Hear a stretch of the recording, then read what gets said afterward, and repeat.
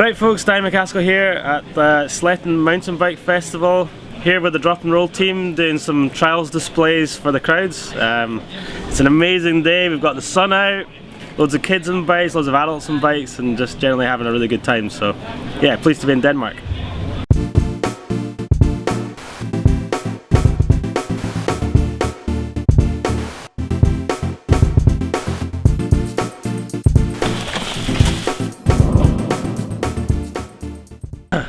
Saying a little bit about myself, I'm a street trials rider from the northwest of Scotland.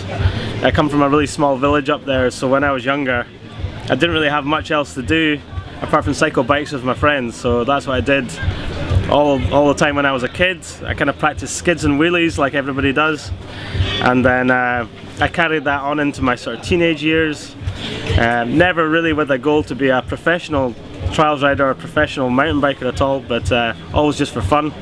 I would probably ride 2 to 3 hours every day, especially when I was younger. And yeah, once I left school, I went to work as a mechanic in a bike shop because I was massively passionate about riding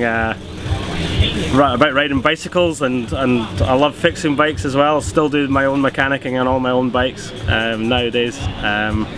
And then when I was working in the bike shop there down in Edinburgh for a few years, I made a small video that I put on YouTube called Inspired Bicycles April 2009. Sorry, 19th April 2009, that's one. And that kind of ended up going viral on YouTube in the early days of YouTube, and that's how I kind of became a professional rider, so pretty fun.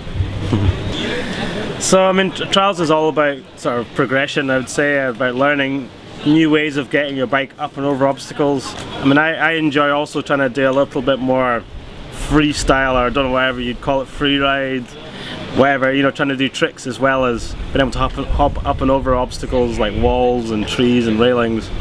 I also like to be able to do sort of tricks like tail whips, backflips, you know, spins in general. So I mean, some tricks take a lot of time to learn. I mean, I've been riding for almost 25 years now, so quite a long time.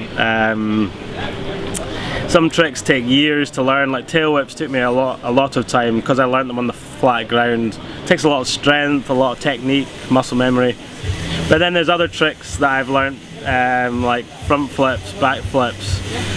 Some of them, if you've got the right setup, if you've got a skate park with a foam pit or something, then you know, you can potentially learn those kind of tricks. If you're confident and things click, then sometimes they can be learned in a day, but that's pretty rare, you know. Some of the lines that you see in the videos that I do are either learned in a day, or sometimes it take maybe 400 tries over 4 days or something to learn or to land on videos. So yeah, it's just all about just trial and error, you know. I think it's perseverance is the most important thing in anything, really. Just keep trying and believing that you can do something, and eventually it'll work out. So, yeah. Fear is obviously a huge part of mountain biking and trials riding. I think everybody's scared when they're doing their first drop or hitting their first double or whatever. So it's all about kind of just building yourself up, knowing that you've kind of got the skills to do it. Of course, it's important also to push your limits as well, within reason, you know.